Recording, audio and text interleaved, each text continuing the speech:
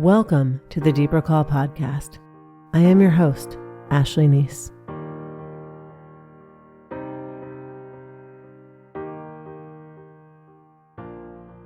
Hi, Ashley here. Welcome back to the Deeper Call.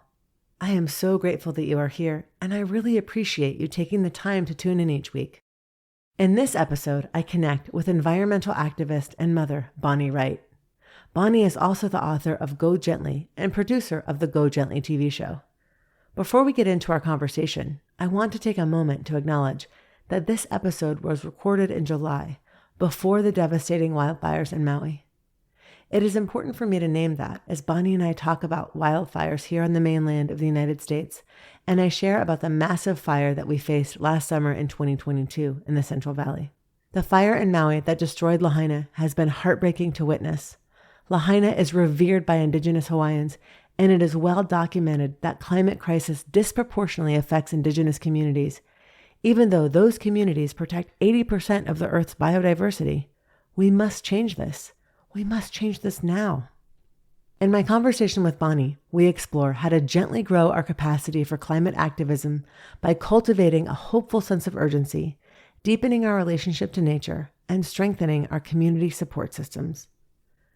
I wanted to have Bonnie on the podcast because to me, climate work is some of the deepest work we can engage with in our lifetime. We live in a culture that has divorced us from nature and disassociated us from our inherent belonging to this earth. Creating a podcast that centers depth, vulnerability, and interconnection would be incomplete and incoherent without conversations around climate work. Bonnie weaves such depth, richness, and generosity into her holistic view of nature, our innate ability to heal, and the power that each of us holds to move toward a regenerative future. What I appreciate about Bonnie is her commitment to using her platform to uplift and carry forward voices of climate activists across the globe, and her insistence that we have to create moments for joy and community care along the way. She reminded me that we can create bridges to nature in our own apartments, our own backyards. We can work toward leaving the places we inhabit better than we found them. And we can, one gentle step at a time, remember our worthiness, our wholeness, and our intrinsic connection to the planet.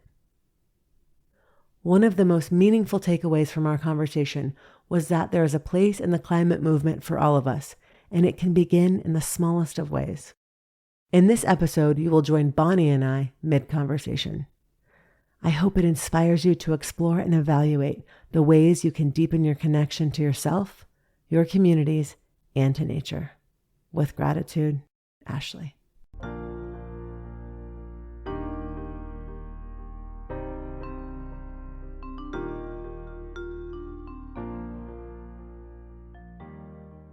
I think what's beautiful about the climate movement is there is a million avenues into it. And, even if the first way you participate doesn't quite fit you for size, it's just that way in that makes you realize, I don't know, it's a very, interconnected, obviously, as the issue is. So I feel like people just need that first kind of confidence boost and feeling worthy. I think we've been taught for so long that nothing we do will ever make a difference. We're just an insignificant, number of data within a population. But I think that can be very damaging for change to happen, to feel just like a number. So it's, making people feel just that they're confident enough to show up and give it a go, because it can feel intimidating and scary to those who care about the issue but are not sure where to start when it comes to their activism. Yeah. And, and something I've heard you speak about, and I know this is part of your book as well, but just this, and I don't remember the exact word for it. In my own practice, I have a practice called naming, where I'm naming things, whether that's an emotion or a thought, those kinds of things. But you talked about when you are, removing items from your home, for example, you gave this example of this t-shirt, and how instead of just going, okay, I'm getting rid of this t-shirt, you're actually looking at the t-shirt and you're naming the elements of the t-shirt, and you're saying, okay, here's cotton, here's water, here's sun, here's all these things and all this energy that went into making this t-shirt, right? And so we can extrapolate that in all different kinds of ways, but there's something about that's for me in my mind right now, just connecting to what you just said around that not feeling worthy. There's this other element there too of feeling so disconnected, right? And so when we're in the unworthiness and we're like, oh, there's nothing I can do that I can even participate in this, or it's not going to be right, then there can be this way that we just kind of check out or disassociate or numb. And we're like, well, there's nothing I can do. So I'm just going to go over here and pretend like this thing isn't happening, or just, all the different ways that we kind of cope. And I loved that practice and that example that you gave, because to me, it felt like such a potent way to start to connect, right? And start to come out of disassociation and out of the numbing and it made me think of, I actually had some grief around it when I heard that, because it was so stark. It was like, oh gosh, even the things that I'm just casually just throwing away, right? As if it's like, oh, here's this thing I'm throwing away, and where's that going to end up, right? And it was so illuminating for me and so potent for me to think about that. Oh, this is a practice that I can take as I'm slowly starting to discard things, to really start to take responsibility and start to have some integrity and some actual connection around that. And not as a way to beat myself up or feel horrible about myself, but to really just be in presence with what's happening. And there was sadness there, but there was also this relief. And it also gave me this feeling of agency to know, oh, I'm participating in this way. And this is something that feels really important. So I'd love for you to touch on that too, because I know you have your own ways that you define waste that are really interesting. But in that process of just naming as we're discarding, or even as we're purchasing, right? In this consumer culture that we live in, like, how can we start to think about things in a much more holistic or broad picture, other than this is just this iPhone that I have? No, there's plastic. There's all these things that make this up. And what's going to happen to that when it's, not workable in another 2 years, because our tech just doesn't last as long as it should. Yeah. I love that you like that point. I think it's in both, like you say, it's like what you're wasting or whatever, however you want to use that word. I sort of dig into that a bit in the book, how calling something waste is inherently like not the best way to sort of, just suddenly call everything we're throwing away just this waste thing, because I feel like it allows us to be divorced from it as a thing emotionally and like in its substance and in its energy. You kind of just can wash your hands of it, which obviously we have been doing for so long, because this kind of like magical kind of thing where our, trash gets picked up every week and off it goes. We've kind of done our part, and who knows where that goes. But I think as we begin, that trash is kind of like coming back to haunt us in a way, as we realize it's, in our waterways. It's, you can read a million terrifying statistics of how much is wasted, globally or here within the US, and how microplastics are, in the water we're kind of consuming, or whether it's kind of agricultural, sort of chemicals that are used. I think we know now that like that waste never really went away anywhere, right? It's all going to be here always. Like there's only so many places we can hide things until they kind of come back around.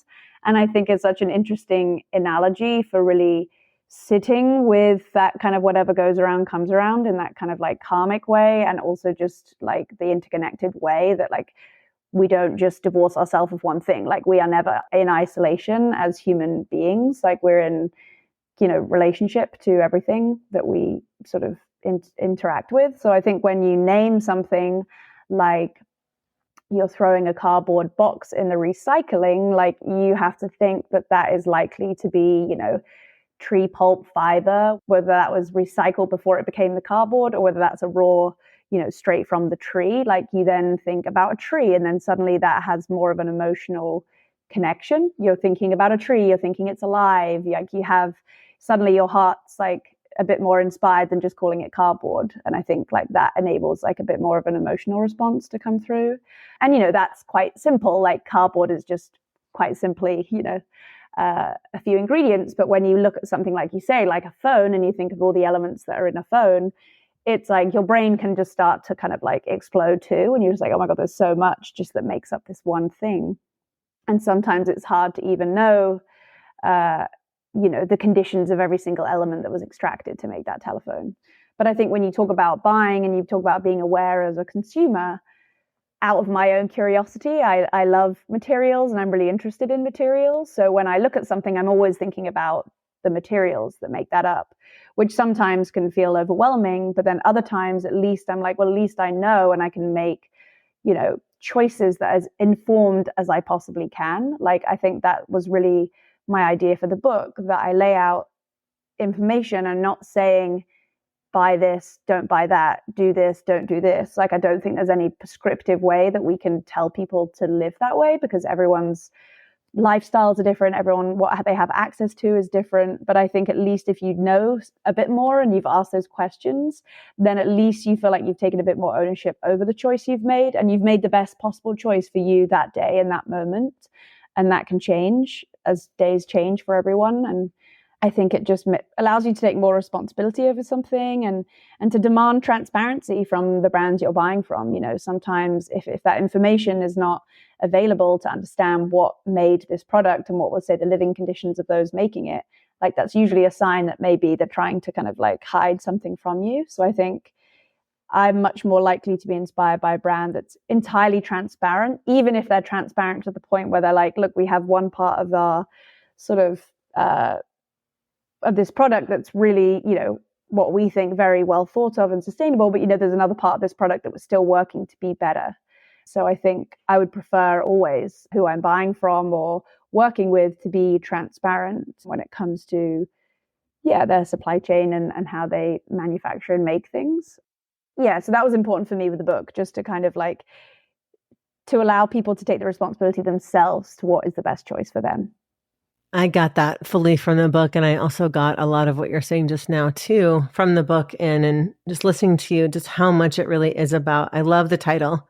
I love the title so much. And the word gently is so important, because it can, like you've touched on this earlier, and we've both talked about this, but it can feel overwhelming and in so many different ways. And so how can we just be gentle with ourselves each day as we're going through this process? And like you said too, knowing that things can shift for us. It's like, in this season of my life, this is what this looks like. And in another season of my life, it's going to look different.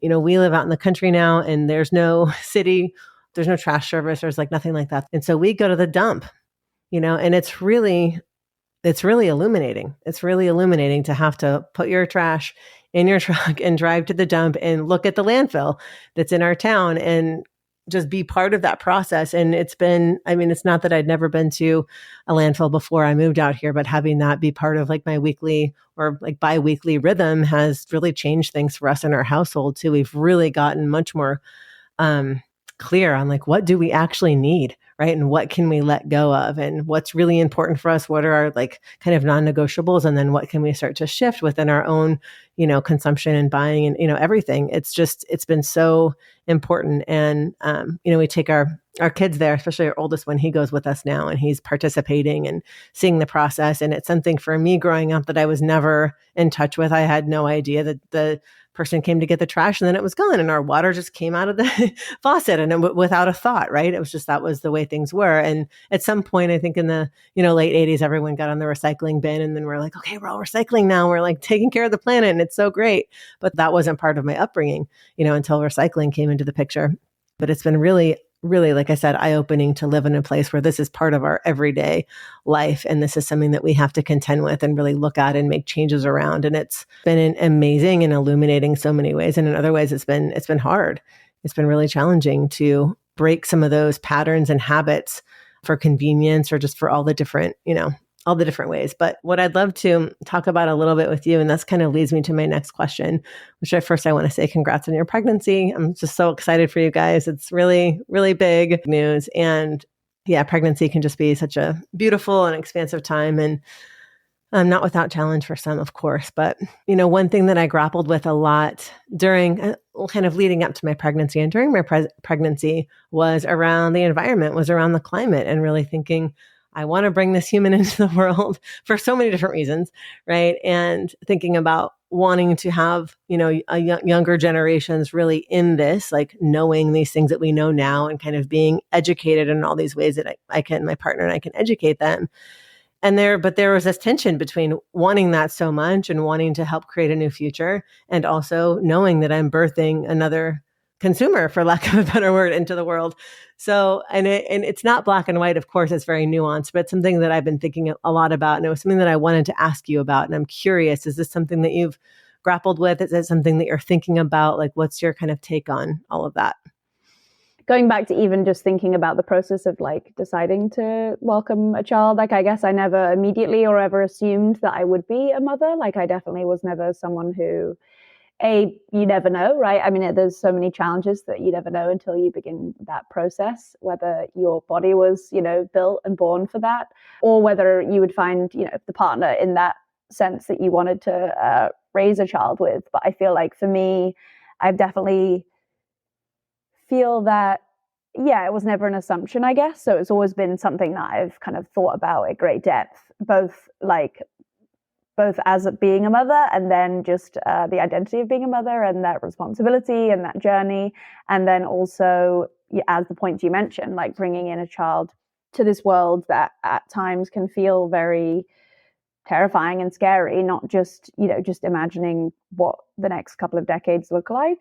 But for me, I don't know if it's like blind hope, but I think the way I see all these things is I do truly believe in change. And I feel like I spend enough time with some, incredible people in this movement that are really at the forefront of making those changes happen. And I feel that I would prefer to live in a world where I truly trust kind of the human species to regenerate and to kind of live in a new kind of cycle of kind of compassion and empathy.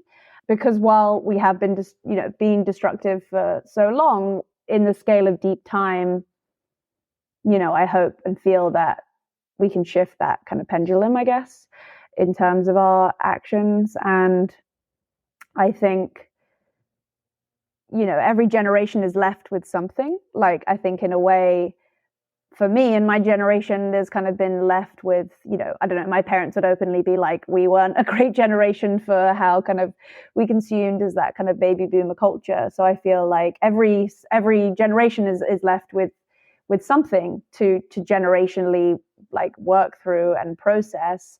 And when I meet young people today, I'm like, wow, you're definitely the leaders that will take us out of this time.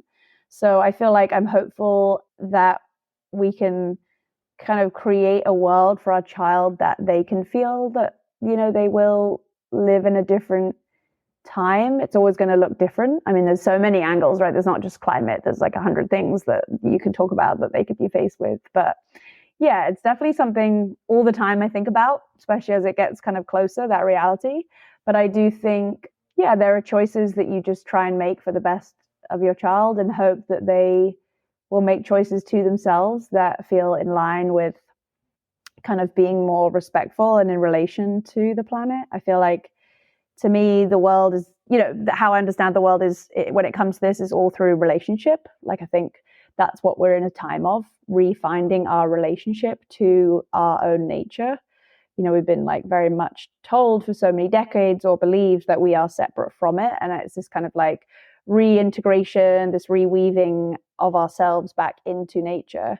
And I think it feels like the process of pregnancy and birthing that feels like a whole nother chapter of that for me, just that kind of intrinsic biology and nature of our bodies to create and recreate is kind of like a very basic human experience that feels very like interesting to be going through. Like, I don't have to tell my body to build a baby or grow a heart and grow lungs and a spine. It's kind of just like doing it. It's such a bizarre feeling, which I think has been kind of a really interesting lesson for me, metaphorically, like in a broader sense, that like, I guess the intelligence of nature basically, and how I'm part of that. And we've been, obviously very like sidetracked by technology, society, and all those things, but we are still so of nature.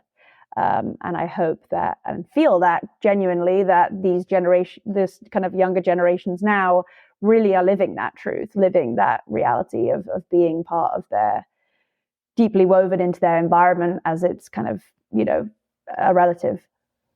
Yeah, I relate to that too. And those feelings of, especially just, being pregnant, like you said, and just knowing like, oh, there's, like you said, these lungs are being formed, and this brain and these eyes and these fingers, just this whole being is coming to life. And I'm over here eating and trying to get some rest and, do what I need to do. But this process is taking shape. It's organic and it's potent. And it's, like you said, it's that innate intelligence, that life force intelligence is just happening without me having to think like, okay, build this thing now. No, it's just building itself. And how beautiful is that? And that really connects me into, I love the way you talk about sustainability, and you're like, I don't really like sustainability. I don't really believe in it. But what I am pro is regeneration and restoration, and like how that feels. And that really, just everything you just shared around kind of weaving ourselves back into the fabric of the earth, that innate intelligence and that kind of internal impulse that our bodies have, and even just with how we heal, right? So often the kind of prescription for healing is rest.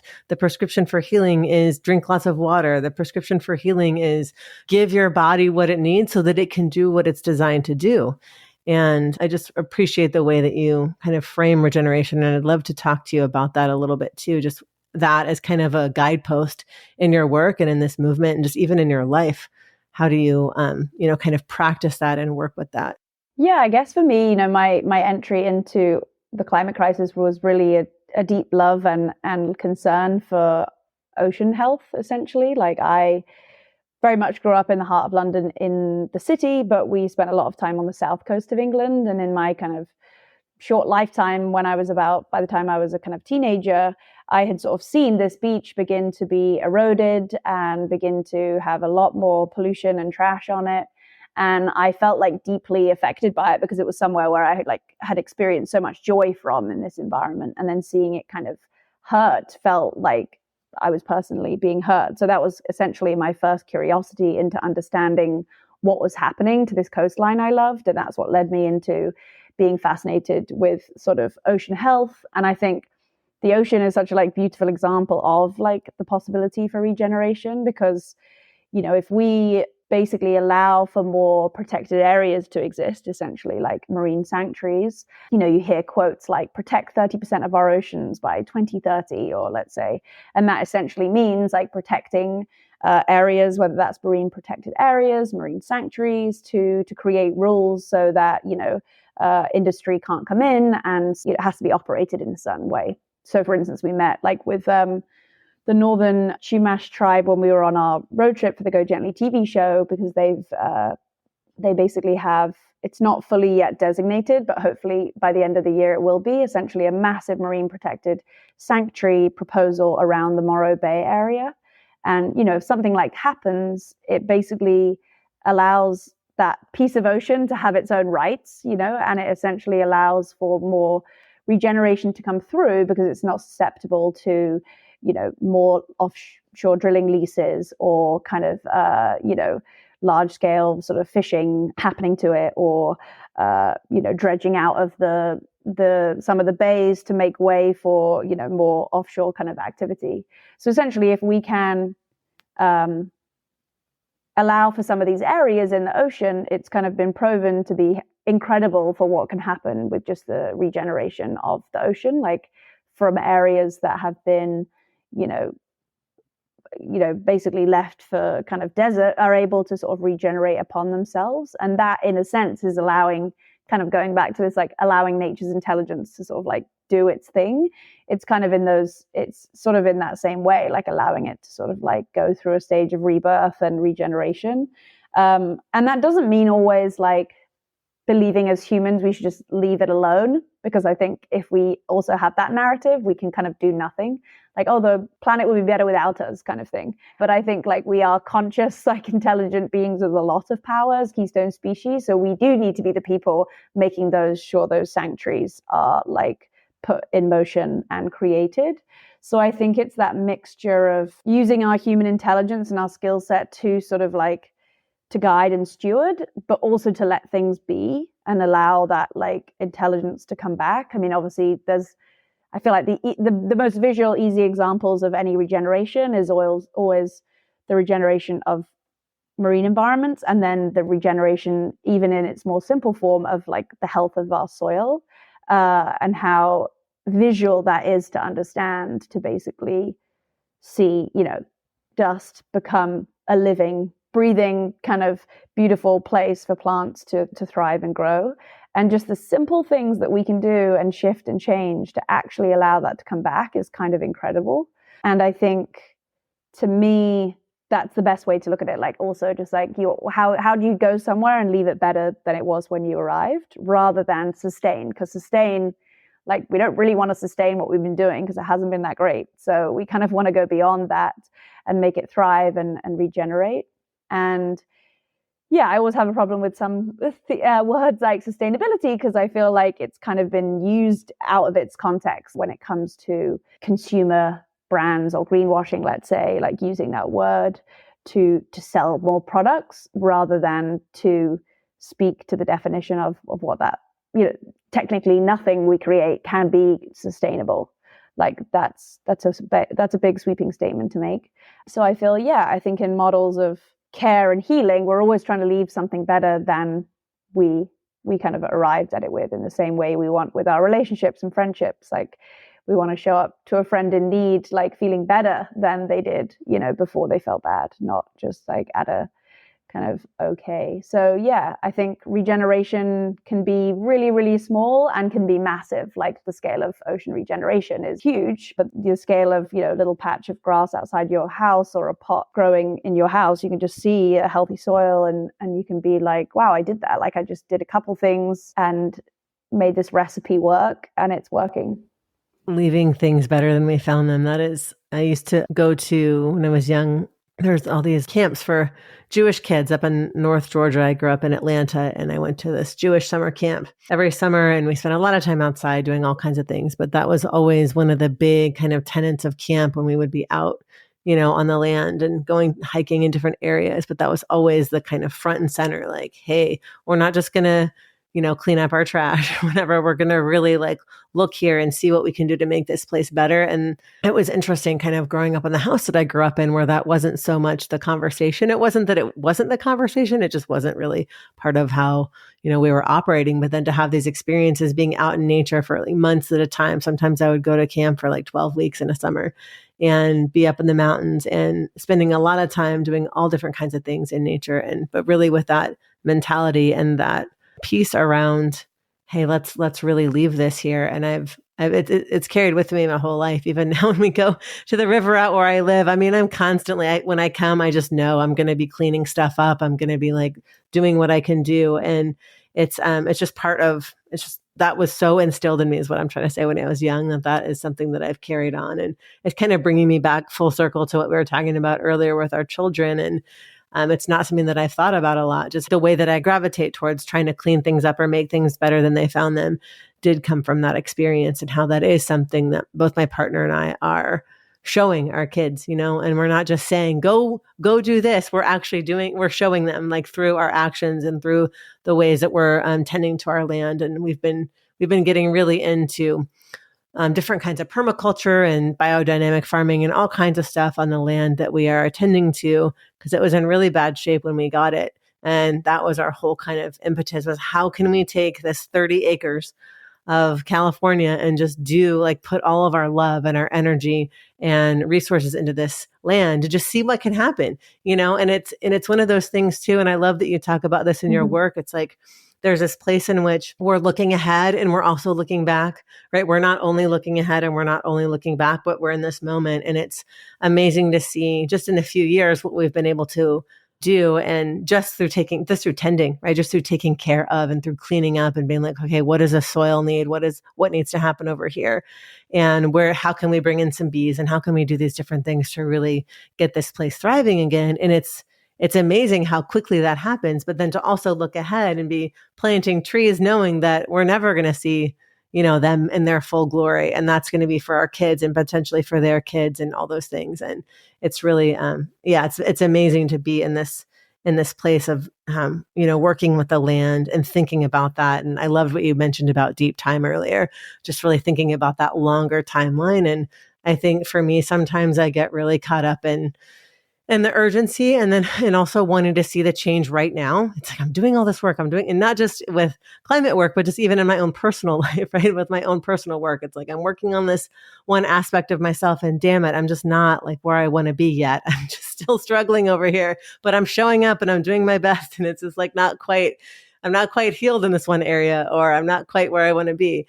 But there is this, when I can pan out and like look at around our house and just look at these trees and look at these things that are growing, it's like, no, there's change happening. There's change happening. And for me, it's such a potent visual reminder to go, sometimes it just takes a lot longer than I want it to take. And that's okay. That's really okay, because like you said, there's future generations coming that are going to be able to kind of carry all of this forward. And in ways that I can't even imagine. And they're going to have ideas that I don't even know about. And that, to me, going back to the hope piece that you mentioned, that excites me. That really excites me. I think about one of my old yoga teachers, and he would always talk about how, in the lineage, he's like, I'm just not up here. And it's like, not me. And then you guys are down here, right? I'm at the top and you're at the bottom. He's like, no, I'm literally lifting you up on my shoulders so that the next group of students that come in, you're lifting them up. And I think about like this chain of people, or kind of, we all have a hand on the back of a hand on our children, and then our ancestors have their hands on our back, and just all these lineages that are here with us kind of in this work.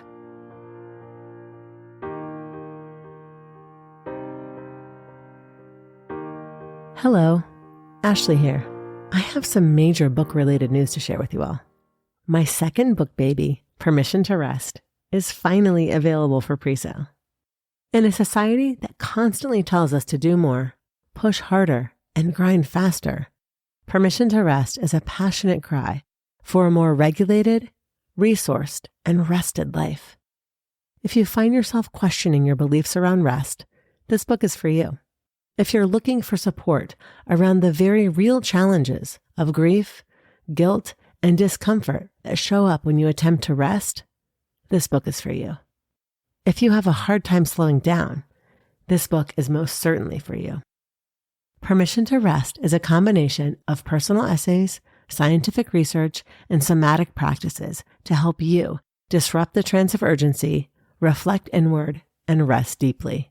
Permission to Rest is also a reminder that we have the power to transform our lives from the inside out. I cannot wait for you all to get your hands on Permission to Rest and to hear how it serves you. Learn more on my website at www.ashleynice.com and pre-order at your favorite bookstore. Now, back to today's episode.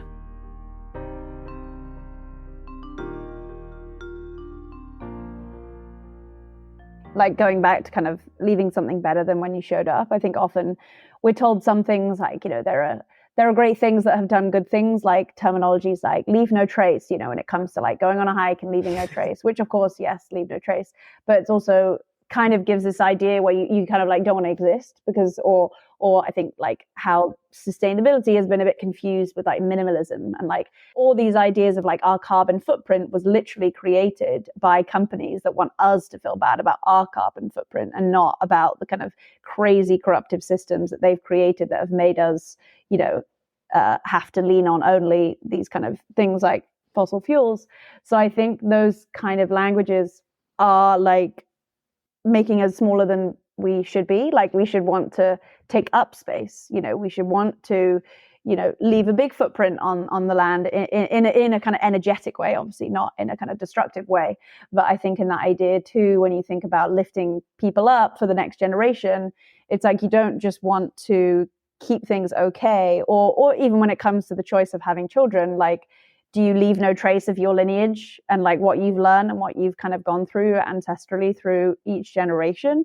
Or like, am I now passing on like what I've learned and what I've processed to my child in that way? Because like you say, it's kind of similar in the way of teaching. You're like lifting that person up, so the next person will be lifted up, and you're kind of always progressing, but not in necessarily a progression way that is about succeeding and doing better. But I think it's just about being more abundant, I guess, in that way of being, when it comes to the opposite. Like, regeneration to me is like seeing things abundantly, and us being able to bring abundance to environments rather than trying to tread on eggshells and not not kind of cause any problems, because I think that's also been sort of a way that we've kind of been taught what kind of conservation or sustainability is. It's kind of like making sure that the human impact is not there. It's like, of course we have human impact, but like, how do we do it with compassion that's like integrated into that ecosystem? And I think that's, again, just going back to like weaving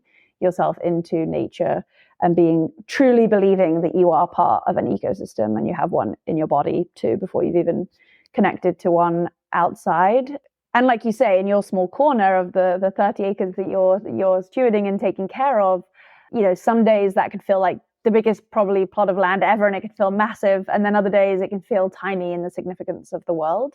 So I feel like no matter what corridor people have, like I think all things are, you know, they talk about a lot, like when you plant, you know, like you say, bring bees in, or you're bringing things in that are like helping the pollination of your garden, let's say. That's basically what some people in kind of like wildlife conservation talk about, how that's kind of like you're creating like bridges and corridors for nature to kind of like know it's got a place and a home here to rest a moment, pollinate, do their work, go on to the next place. And the more like bridges and corridors we can create in our own little tiny pieces of the world, like I think the more connected it could become. And that could be like a pot on your window ledge of an apartment building, or it could be 30 acres. Like I think you're creating more, you're saying like, hey, I'm like, hey nature, like you can step, you know, on my doorstep for a minute and have a bridge to like the next place.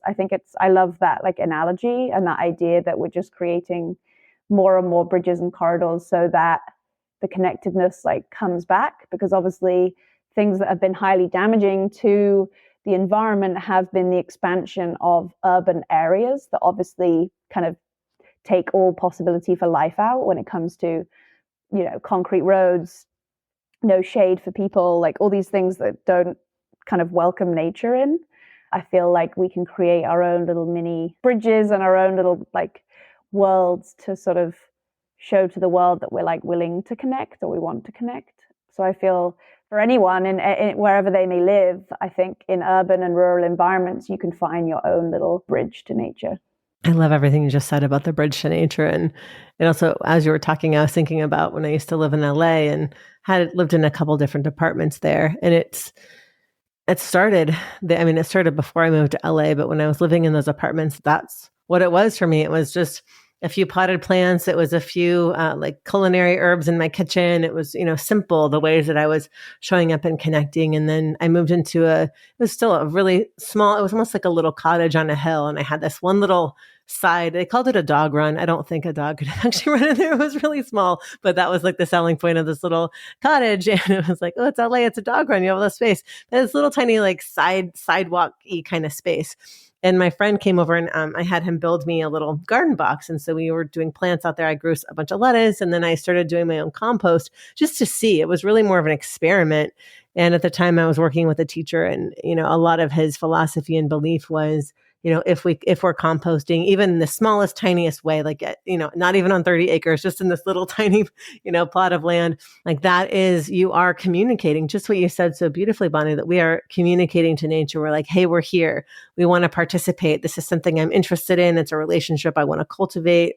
Let me just try to till some soil and do these different things. And it was amazing what came from that. And the way that he would talk to me about it was always around abundance. And at the time when I started, I didn't really get it. I was like, okay, I'm going to get this compost and try to do this thing. And I don't know what I'm doing. And it's kind of messy, but here we go. And it ended up being such a deep practice for me. And one that kind of took me by surprise to go out there and check on it every day. And then, as I said, I was growing some lettuce and some different things and growing everything from seed because I wanted just to see what would happen. And what does it mean to kind of, like we talked about before, it's a relationship, right? Cultivating this relationship and going out and putting a little water. And sometimes I'd overwater and sometimes I'd underwater. But then it really brought me in touch with all these other elements, right? So it became not just about the water. It was like, well, what's the temperature today? What's the climate? What does this look like? And now I'm paying attention. All of a sudden, my like capacity for awareness is increasing, and I'm paying attention to so many more things than I was paying attention to before in terms of nature. And then I'm noticing, oh, there's this lemon tree next door that I never paid attention to, and oh, there's this hawk nest over here, and oh, I didn't know that was there. And it's all of a sudden, it's like this. It becomes this really amazing space to be in for me of just feeling so much more interconnection and so much more like, oh, I'm in this place and I'm not just here taking up space and I'm not just here consuming all these things and, just kind of living my life, like you said, on my tech and going to work and whatever. I'm connecting. And I was surprised by the time I left Los Angeles, in a city that is so full of concrete, that is so intense in so many ways and so fast, and how connected I felt to nature in the little space that I kind of carved out for myself, and how possible it was, even in the midst of, the neighborhood I was living in and hearing the freeway and, all the things.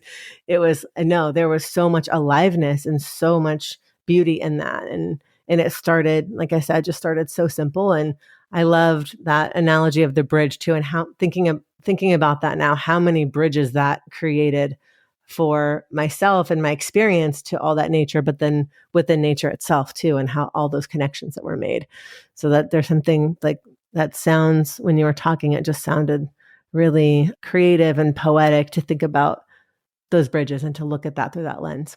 Yeah, and I think in that moment of doing it, you're just showing that like I'm open to this, and then you become more open to like your awareness, like you say, of like, oh, there's that bird comes every morning around the same time. You start noticing these behavioral patterns. There is an internal shift that happens. I think the minute you participate more, or just at least show like I'm open and I'm ready and I'm an open sort of like vessel to like learn and show up here, I think things start showing up for you too. Like I think again that like innate intelligence of nature, like as we're affected by it, as it is affected by us, like those we share our little patch of the world with, like we can be in communication with them and with everyone else if we're open to it. I think it's just like a softening and an opening, which to me also connects with, like I was saying, like the deeper time scale of this work. I think there's this kind of like urgency and panic, and then there's this other side of it where you're like, well, how do I become the most sort of like prepared, resourceful, and open-minded person so that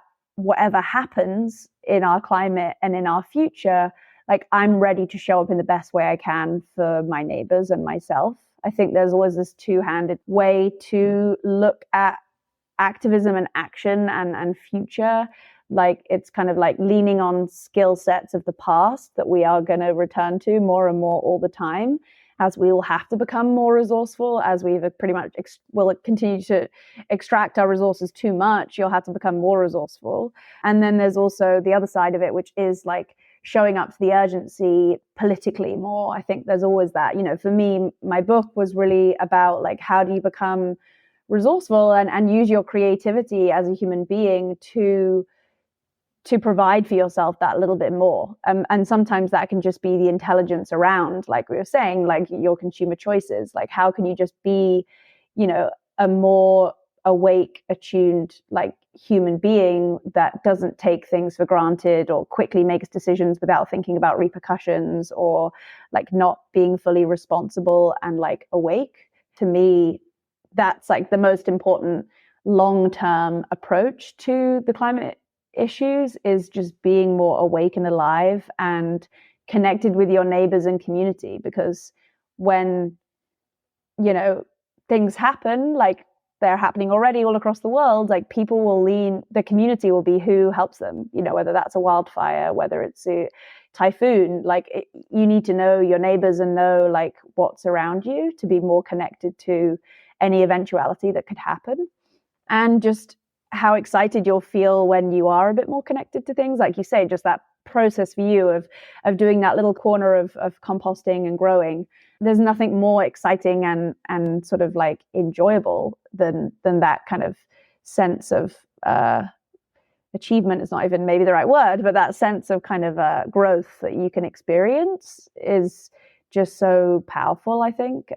So yeah, I'm always very interested in like the tangibility, I guess, which is really what the book is about. Like, how do you create tangible ways to have a relationship and do things with your hands and your mind and things that are off of, the kind of very solo orientated world of sort of technology? And how can you, yeah, participate physically and show up physically, because that's where like the work needs to be done.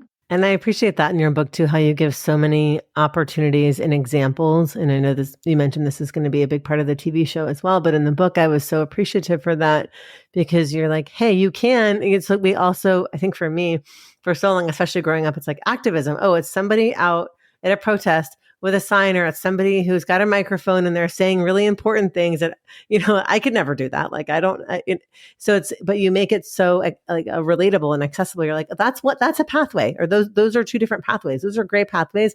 Here's a whole bunch of other pathways, and you get to decide what feels right for you. And you mentioned that at the beginning too, that I think is so important to reiterate.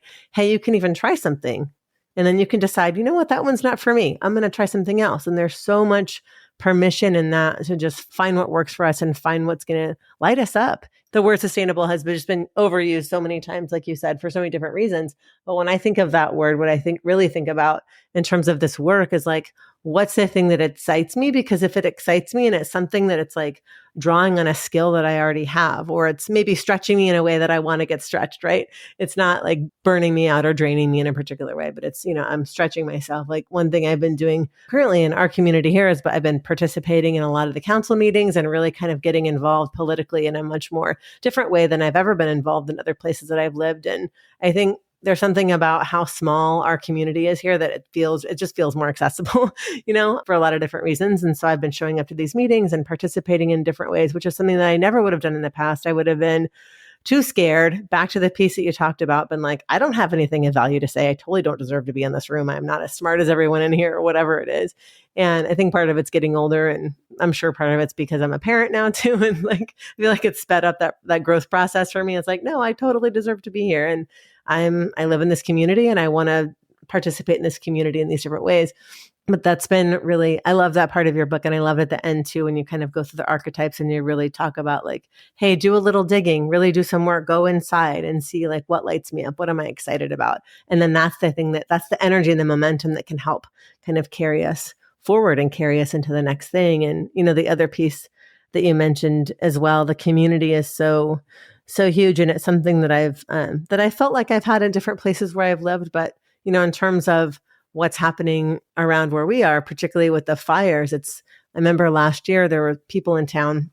We have this little downtown area, and so many, I think over 200 structures were burned, which in our town is a lot, since it's really small. But there were people who would make sandwiches, right? And they just go sit out and post up on the street with these signs and these tables and a sign like, come take a free sandwich, come get some water, come, here's some clothes. What do you guys need? And just the way that folks came out and rallied and, hey, can I go get your animals for you? What can I do? How can I help? And that was really just the kind of the quality of the conversations that were happening. And so many people were needing to evacuate, and just to really see people rally, like you said, and really show up and to experience that in the place where I live was really, really powerful. And it definitely made me, I don't know, almost want to extend myself even more. And because it was inspiring to see that and go, oh, well, what else could we be doing over here? Even though we have these 2 kids and we have all these responsibilities, there's ways that we can still find, a little bit of space or a little bit of time or some resources that we have to go share them with our neighbor. And there's an energy around that is palpable, that is uplifting, and it's exciting. And it's, I guess, just really like deeply affirming as a human and as part of a community to be participating in that way. Yeah, and those people like setting up and giving out the sandwiches, like that's their activism, like they're showing up for the care of the community. And I think sometimes people think, which is easy to think, like, oh, I have to kind of rethink and redesign who I am to show up as an activist or whatever you want to call it, an advocate. But like the best thing you can possibly do is lean into what you're already good at, and sometimes, when you're looking at finding a community, you probably already exist in many communities, whether that's your neighborhood, whether that's your work community. Like you can also just, rather than start a new community or have to go find one, you can just bring these issues into your existing community. Like you don't have to go and find something new, because sometimes that could be very, overwhelming to sort of like start thinking about that. But Yeah, I think we all have a skill, whether we know it yet or not. And we all have things that we inherently are more drawn to and that we are compassionate for, which is also, yeah, why it may take a few attempts to find your thing. Or you may just find, you know what, I'm not good at that and I'm not going to try that. And that's okay to know sometimes, like, what's just not for you. And some people really like being solo in the work they do. Other people like massive group scale things. Other people like, a group of 5 is a big enough group for them. Like, we all work in different like ways. And I sort of talk about a little bit in the book.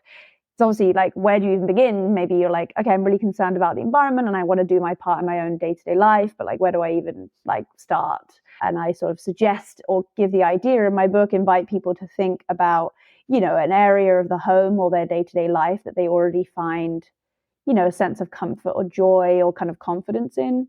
And for me, my like escape was always, and place I like forgot about everything and felt in pure joy was always cooking and in the kitchen. And I liked that kind of tangibility of cooking. So when I first started making changes in my home, as I was looking predominantly at kind of single-use packaging and plastic, I just first looked at my kitchen because I was like, well, I like this area of my home. So I'm already coming to it with a positive attitude and a invested attitude.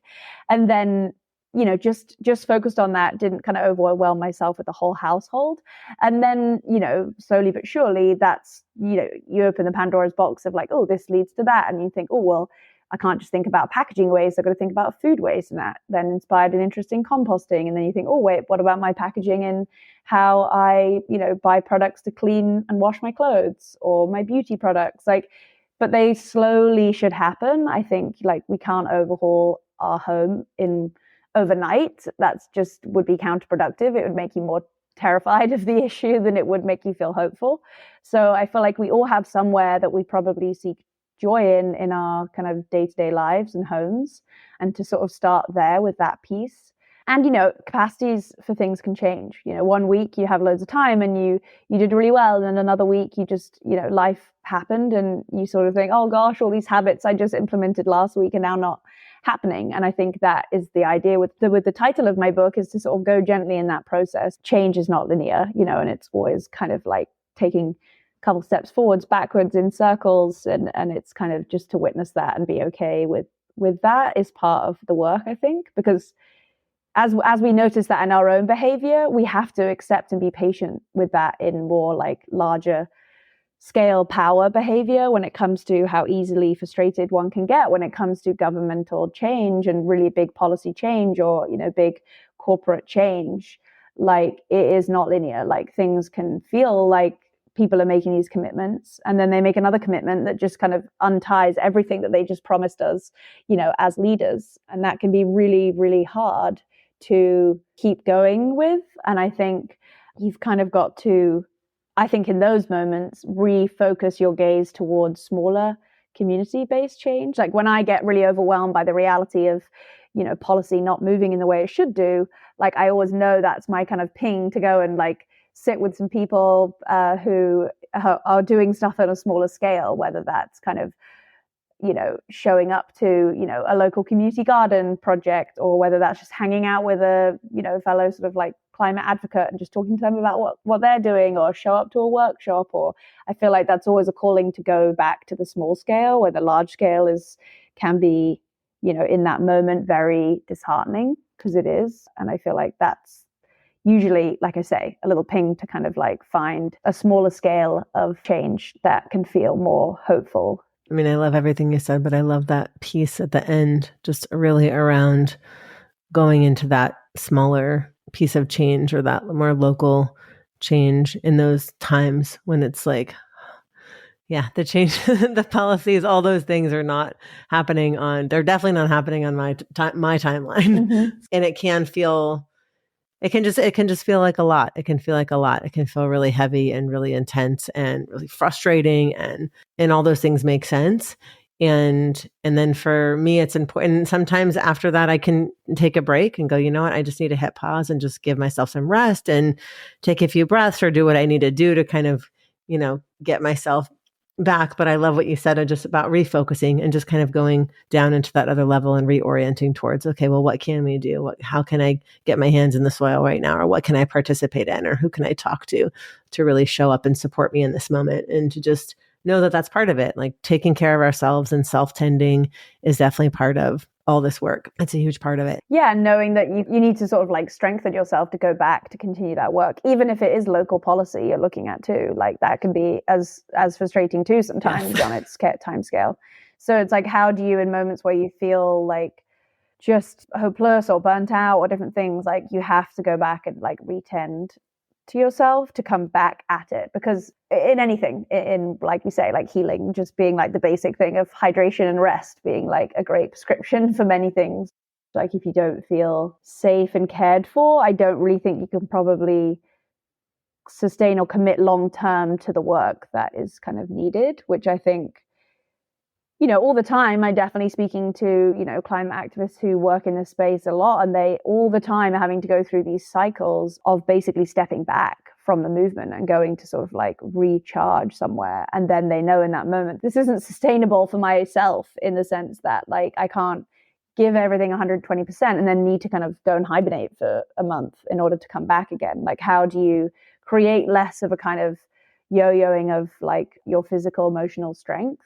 And I think that also comes down to like our own understanding to success or doing well. I think we can often be like, we've always got to be going and going and going, and rest is seen as this kind of weakness or seen as this kind of weakness. And I think I'm excited that that is changing as we are beginning to lean on all these different tools for like self and community care, whether that's, you know, whatever that could be for you. Like, I think people are there's less of a stigma, I hope, around like acts of care essentially, and how they need to be like in our daily lives, not just when things get really bad. So yeah, I'm hoping that a lot of those kind of like experiences of friends going in these complete burnouts begins to change, because I always feel like, you know, you think like, how is there so much heaviness on that one person that they had to get to that point where they had to sort of, they're doing incredible work and then they have to go take a month out because they just can't carry the weight of that work when they're in that true kind of activism place. So I'm always interested in how we create more models of community care, which I think is more exciting to me as a term often than self-care, just because like we can really use each other in this and like connect in physical spaces.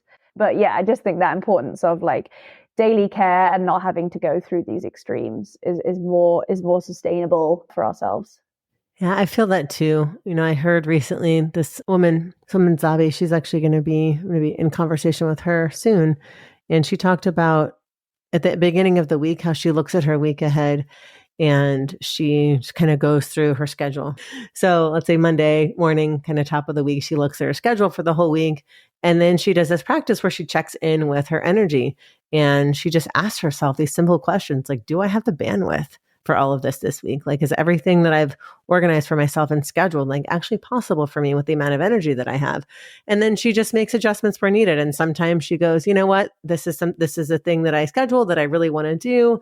I'm going to have to schedule a nap right before, like I have to weave that in. So I make sure that I have the energy. Or she might find something else and say, oh, you know, I actually don't have the bandwidth for that. I really want to do it, but I need to reschedule. And then she'll just go and reschedule. But listening to her talk about this was so profound and so beautiful, because I just thought, wow, what a beautiful way to take care of yourself, to really tend to yourself, to honor yourself, your commitments, you know, your energy, what you want to do in the world, what you've got the bandwidth for, what you don't. And it just felt so gentle, back to that theme of going gently. It felt so gentle. It felt so tender. And it felt like something that so many folks need to hear, including myself. Like, that's also possible. You know, just because we've said we need to do something, we can also change our minds. We can also say, you know what, I really want to do this, but this week just doesn't work. I don't have the energy. I've got to take care of myself. I've got to like have some downtime, whatever that looks like for you, and just do that. And how much beautiful permission is in there to just be human and to just work with what we've got in a given week.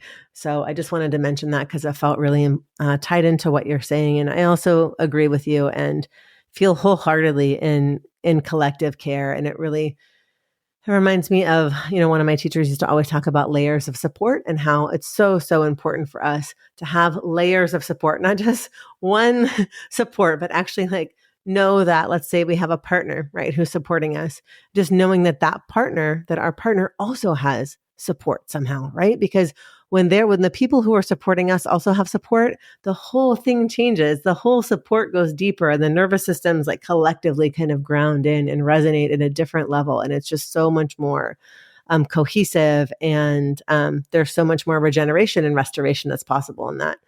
So that's something that I've been looking at in my own life as well, not just in my activism work, but just kind of all across the board. Where do I need a little bit more support? And then when I've kind of got myself organized, okay, where can I offer some support to people who I know really need it, but really doing kind of both, and not in this way of like, put the oxygen mask on yourself first before you else. Like, I'm so tired of that example. Sure, do that. Yeah, take care of yourself. But like what you talked about, Bonnie, and there comes a point where, okay, and also we take care of each other. Like, that's how this thing works. It's not just about, I just need to get mine first and then you guys can have some. It's like, no, there's actually a lot more abundance and flow in this when we can kind of pan out a little bit. Yeah, I guess the only thing I was thinking as you were talking through your last point, it was just a bit, again, about the analogy of and the experience of the chapter of I'm in right now of being pregnant. I think what's very interesting about it is you are suddenly, you just can't do the things necessarily that you were fully able to do before, whether that's kind of you can't walk as many miles, or you just don't have the energy in a day, or you need to eat that bit more or hydrate that bit more. And I feel like it's been an interesting journey for me to realize I probably need to do these, or I probably need to be more aware of these things all the time, not when I'm just pregnant. And I think often when it comes to, like you spoke about, the person talking about their schedule, do I have the capacity to do that, to actually be compassionate with ourselves and be like, you know what, I can't do that this week. I can do it next week. And being patient with it doesn't need to be like this week. And that balance of urgency, I think, and again, goes back to that kind of here for that deep time, that project will happen or that phone call will happen, but it will happen kind of when it's meant to. And I haven't failed because I've changed that, or I haven't hit some deadline I have, but it's going to be, and being more kinder to ourselves. And I think what I have found in pregnancy is that because you're suddenly caring for this other being, you become way more sort of compassionate and empathetic towards yourself. And it's just interesting that it takes that to be that for myself, where really I am a person too. And sometimes maybe I don't show or haven't shown in previous times as much kindness and patience to just my body. And I've pushed it through working hard and different things. So it's been an interesting experience being pregnant and suddenly being way more patient and caring, because it's not just about me, but how I've kind of realized that I hope to take some of those lessons, I guess, after being pregnant and physically carrying daily another being, how can I have that same sort of compassion and empathy just towards myself, really, and to other people that I may not be physically carrying, but I can physically carry through kind of community collective care. It's kind of been an interesting experience for me. I know we're coming up to time, but I would love to move into having you read just that first paragraph and part of your book, because I think it's so beautiful, and it'd be a beautiful way to kind of close our conversation. Yeah, so this is the first paragraph of the Go Enjoy chapter. My intention for this book is to explore the balance between tangible, forceful action to help fight climate devastation and gentle care for the self and the planet, the hard and the soft, the love and the rage, the rest and the resistance. The crisis of the climate is heartbreaking, as we are mourning the erosion of our home. It's also enraging because we have done this to ourselves. But when we allow time to fully be present to the experience of life on Earth, I truly believe we are able to see more clearly the beauty and the bounty that we still have, and notice how it can be protected. It is in these moments of active rest that I feel hopeful as I witness my interconnectedness to living things and know what a collective force we are. Well, I want to say thank you so much for taking the time today to be in conversation with me. I've learned so much. I've had a lot of fun. It's been super interesting, and I just really appreciate your time. So thank you. Yeah, thank you. It's been lovely to always stir some thoughts and questions. I always love to be asked questions and ask them back. It's always so wonderful to be in conversation. Thank you.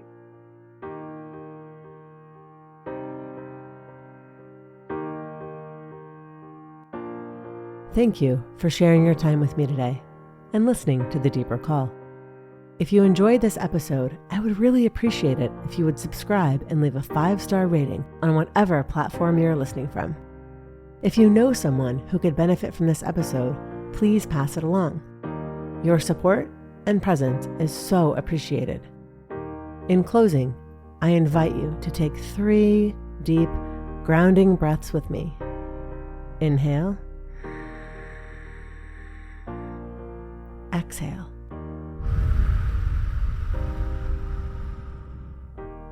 Inhale. Exhale. Last one. Inhale. Exhale.